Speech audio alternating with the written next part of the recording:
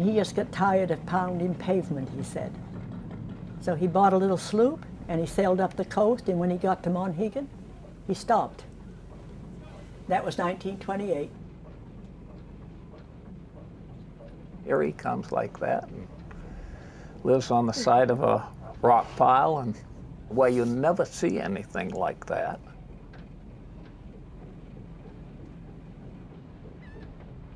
He chose the life there on the island himself and was very happy there. Ray was this figure on the horizon you'd occasionally see on the hillside with his sheep. He was a very lonely fellow. I think he saw it as solace and refuge. He loved his island.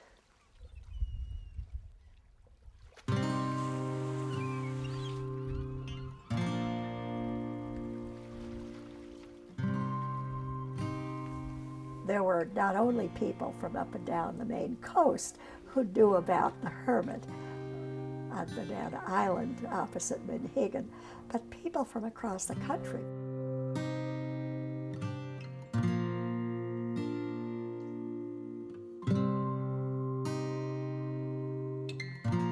My mother was Ray Phillips's half-sister. He did always get quite a bit of mail from a potpourri of all kinds of people.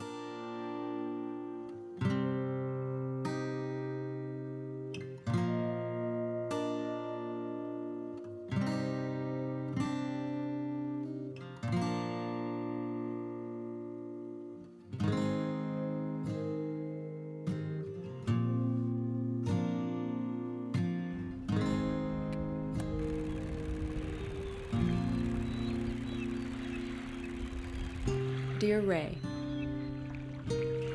when I took my very first steps, I was on a plot of rocky earth, directly facing your home. I don't think I noticed it then, but as I returned to Monhegan every year, I became more and more aware of you. You were already dead, but your presence was still very strong. Looking out at your crumbling shacks made my imagination go wild.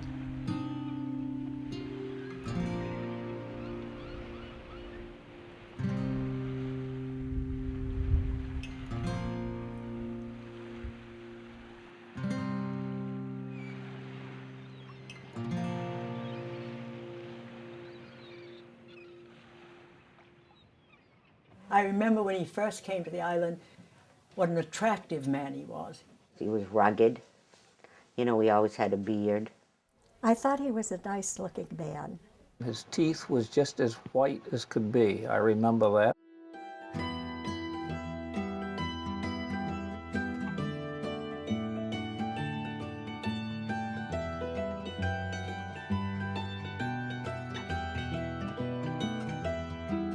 He'd have 2 or 3 shirts on and maybe a couple of jackets. And He had beautiful eyes.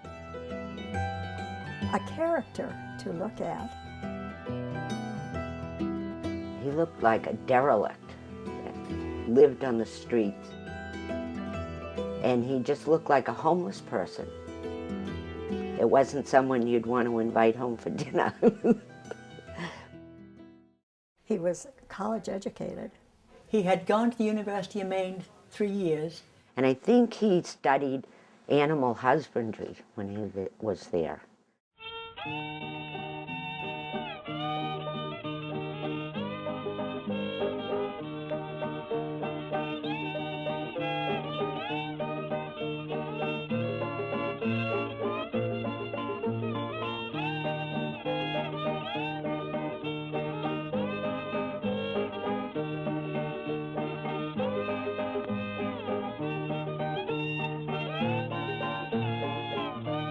My youngest brother didn't think he had been in the service, but then I found the papers saying he had been in the service.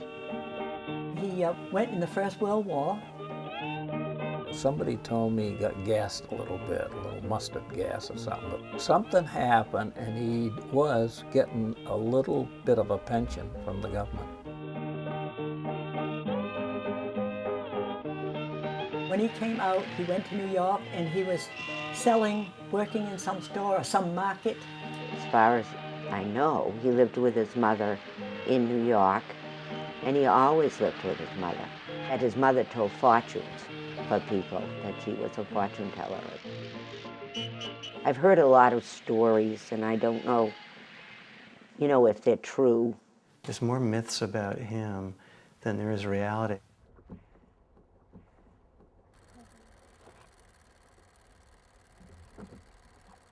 As I got older, the fantasy of your hermit lifestyle gave way to questions of survival, happiness, and sanity.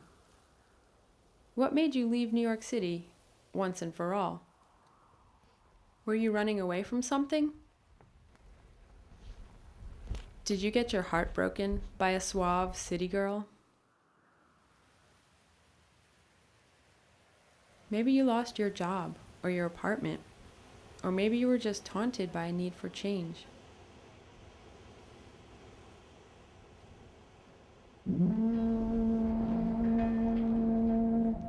In my mind, I can't seem to decide.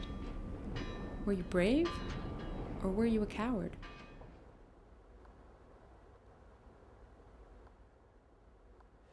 I can only imagine he wanted to get away from the cultural madness around him, the workaday world. He went out in his boat every chance he had, and that's how he discovered the island. When Ray came to the island, he came in a small sloop. He knew how to handle it pretty well. Well, he anchored it up here, and he lived aboard of it one winter. He got land over in Manana, where he built his little hut, and that's where he stayed. Much of the buildings that he built was built from stuff that he picked up floating in the ocean, lumber and wood and scraps. Recycled boards, packing crates, pieces of his original schooner. People would donate old windows, things like that.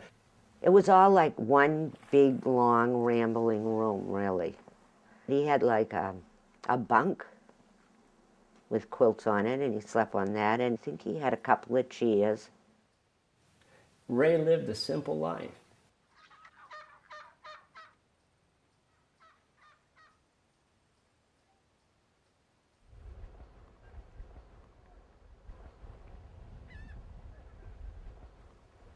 What was it about this island that drew you in and seemed like home? When I think of you here, it seems like you had all the time in the world. But I bet in reality you kept yourself quite busy. Did you consider yourself a part of the Monhegan community, or an outsider with the best possible view?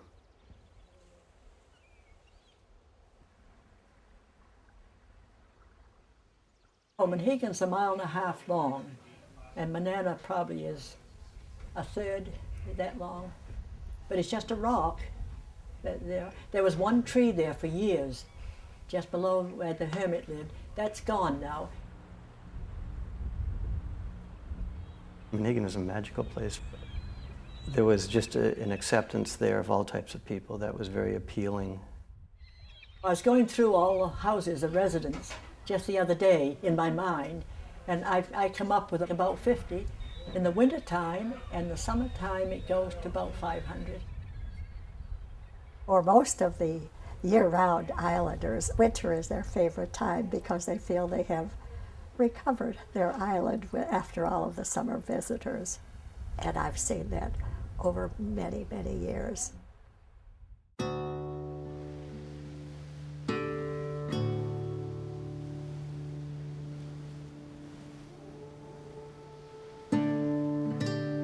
They were long, horrible winters. Very little sun, and wind easterly, and that's a poison wind.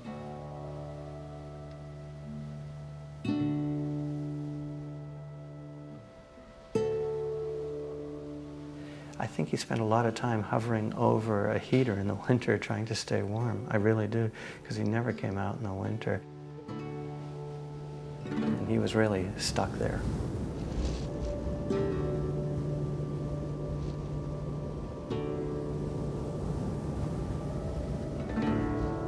In the cold and the wind, huddled next to your fire, what did you think about? Whom did you long for? Was regret ever even a passing thought?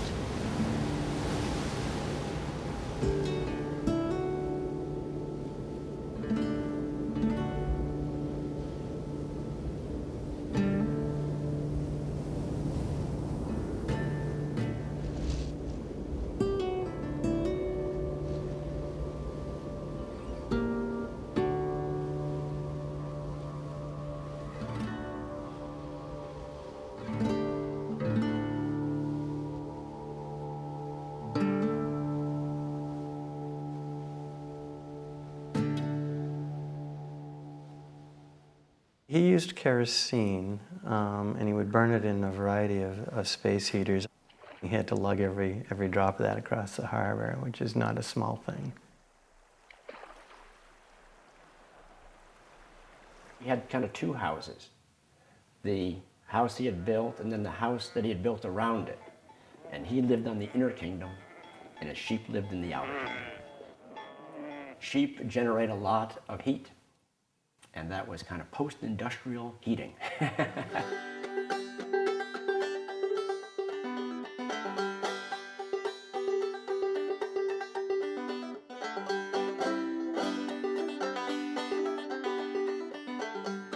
Ray had a great flock of sheep then, he really did.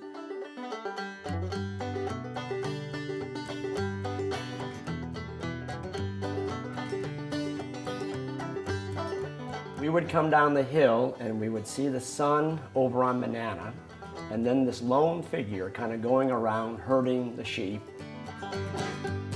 He would invite the sheep to come in the winter and sleep in his cabins with him. But he slept with them, he told us, because it was just a way to keep warm in the winter. So, and I suppose when summer came, the sheep didn't know any different.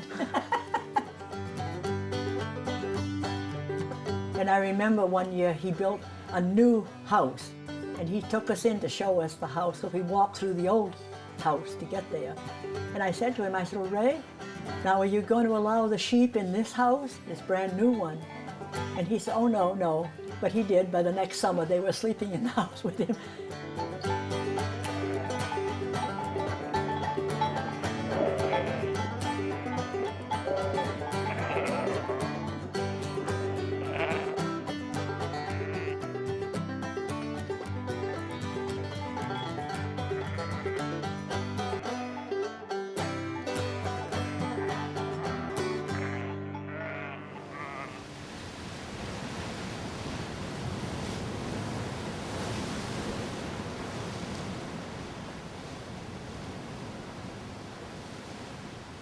It was a great place to be somebody, and really for doing nothing but just surviving. You know, I don't think of him as being famous. I don't know why he would be. He doesn't have any earth-shattering achievements that I know of. just live your life on an island and become a celebrity.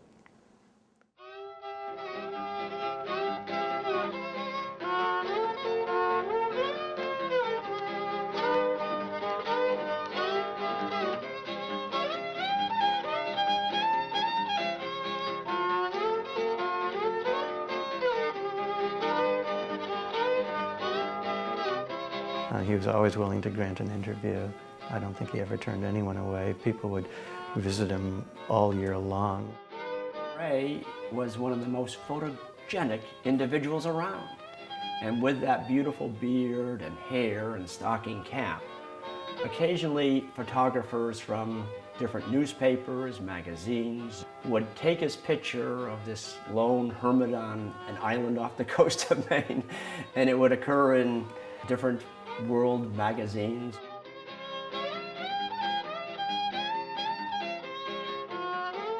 And then people would write to him. And if they wrote to him saying, "Dear Ray, how's it going over on Manana Island?"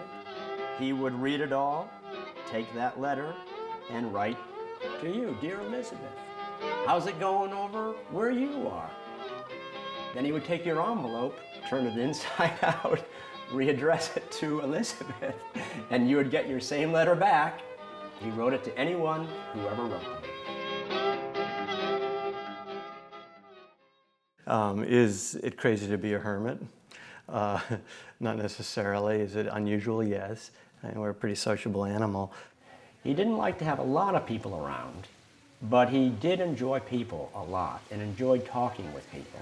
He was very, very friendly. If you came onto his property, he was always happy to sit down and talk with you. I know we'd take lunch over, and with one hand he'd have a sandwich, the other hand he was playing with the little sheep droppings. Yeah, he'd lay there half on a rock, half on the grass, and just be playing with this stuff and eating. And occasionally, if too many people, as I remember, if too many people started coming in on him, he would lapse into sheep. He'd start talking with you, but then it would go, and would then walk away.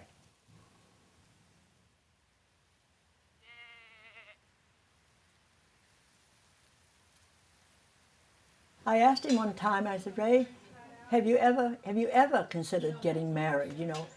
He said, "Yes, I think it'd be wonderful to have a woman here." He said, "But I don't think there's any woman that will ever come here and live." And I said, "Well, you're probably right." He could be very charming, but I don't know if he ever had a girlfriend.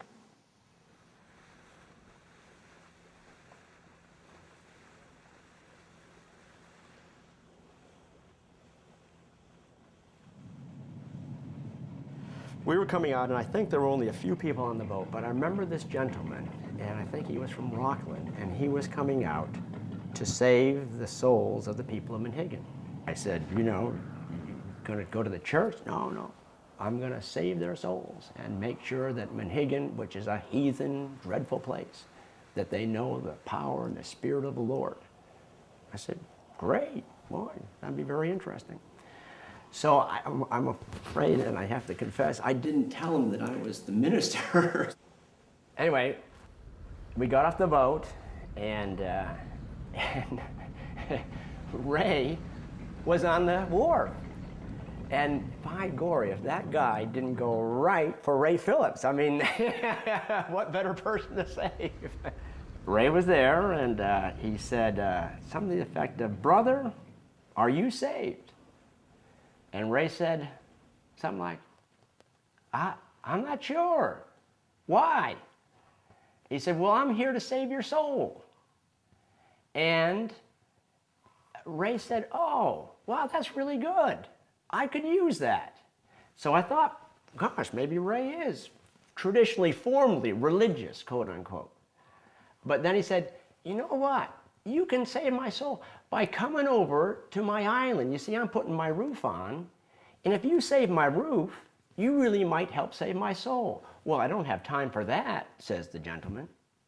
And he said, "Well, if you don't have time for that, you don't really have time to really save me." So, and he turned around and walked away.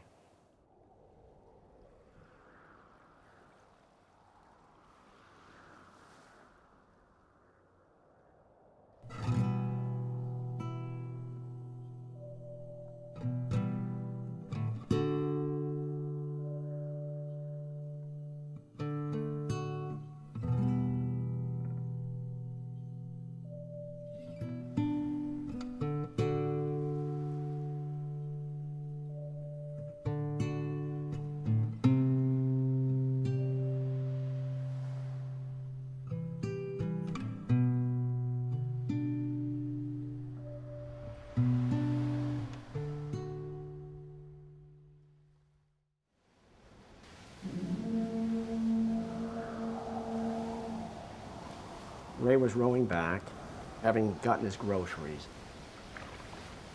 And someone noticed him out in the water, and he was going around in circles, and that his hands evidently had frozen onto the oars of the boat. And of course, there's always a surge coming in, and Ray was, I think about 86. He had no formal slip or wharf or anything. He just land kind of in the crevice of the rocks there, just below his house. As he came in, he got out of his boat and slipped on the seaweed or the rocks there, and he went down into the water. The water was kind of lapping at his legs, and he was kind of frozen right there. From that, he got a cold and I think pneumonia. Ray was living off baby food, literally, out of jars, and he was very feeble. He was dying. They really needed to leave the island and to get stronger. And Ray said, no, he wasn't about to leave his house. Everyone knew that he wasn't doing well. He told a couple of people that he probably wouldn't make it till spring. And then a number of us went over to try to convince him to come across. And none of us could ever convince him to do that. He just wanted to stay there. He resisted pressure from a couple of people who wanted to help him off the island. And as people tend to do with old people, they always want to move them out of their house first thing. Ray resisted that. And we had long discussions about, do you force him to come across? And, it's the same obvious answer. You don't ever force a man like Ray. But he did yield in one sense that he said, look, I'll tell you I'm okay, and I'll put a little kerosene lamp in my window. And if the lamp goes on at night, I'm fine. If it doesn't go on some night, it means that I need help.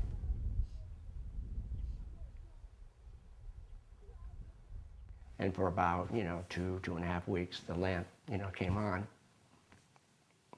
every night, and then it didn't come on one night. And we went across it. Ray had died.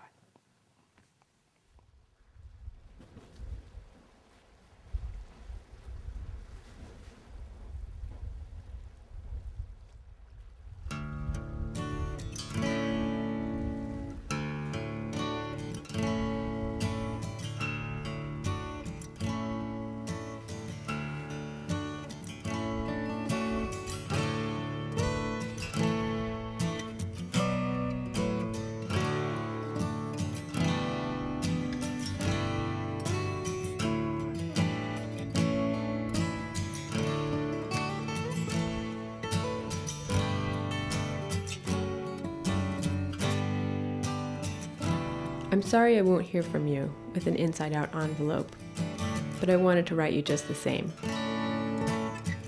I'm going back to New York, but I think Manana will stay with me for a long, long time. Most sincerely yours, Elizabeth.